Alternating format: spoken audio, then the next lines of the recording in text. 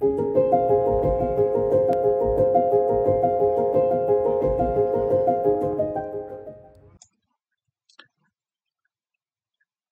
het die Here verloon, 3 maal.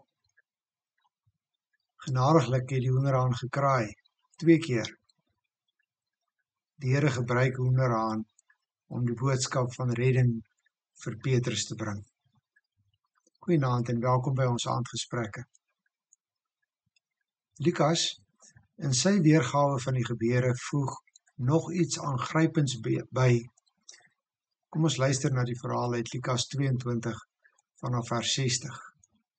Die laaste verloning van Petrus. Petrus sê, ek weet nie waarvan jy praat nie. En onmiddellik, terwyl hy nog praat, het daar 'n haan gekraai.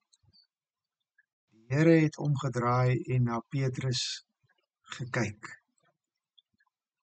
Toe val dit Petrus by wat die Here vir hom gesê het, voordat die haan vannag kraai, sal jy my 3 maal verloon. En Petrus het buite toe gegaan en bitterlik gehuil. Die Here het omgedraai en na Petrus gekyk. Wat was in sy oë? Hartseer, teleurstelling, verwyt? Ons weet nie, dit word nie beskryf nie. Die gevolge van die kyk word wel beskryf. Dit bring diepe hartseer en berou by Petrus. Hy gaan buite toe uit en hy huil. As hy tog maar net met die Here kon praat, tog net kon sê hoe jammer is hy. Nou is daar nie meer 'n geleentheid nie.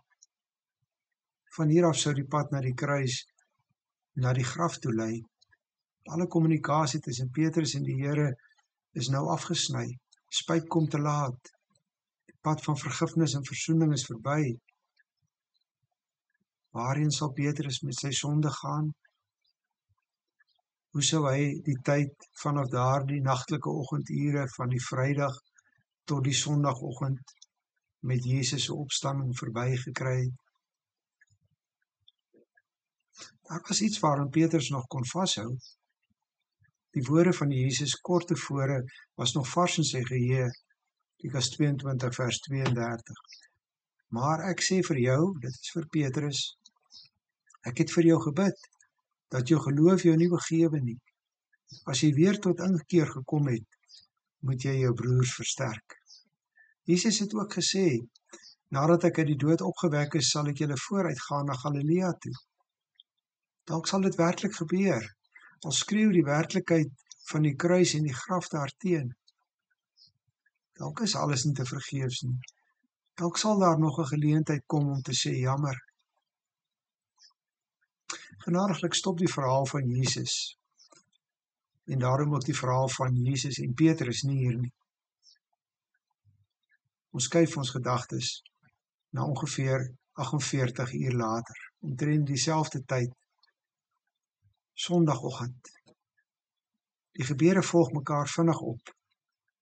Daar is gerugte wat die vroue versprei dat die graf van Jesus leeg is, dat hulle Jesus ontmoet het en dat hulle dit aan sy disippels moet gaan oordra, veral aan Petrus.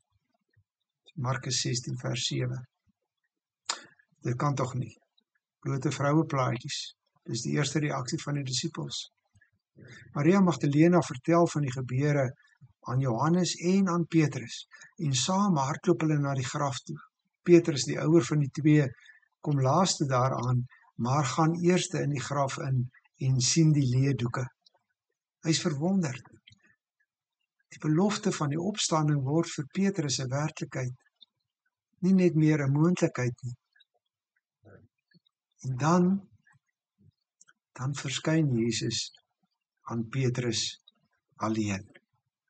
Van hierdie ontmoeting weet ons nie veel meer as bloot die feite nie. Die Emmausgangers het verkondig dat Jesus regtig opgestaan het en dat hy aan Petrus verskyn het.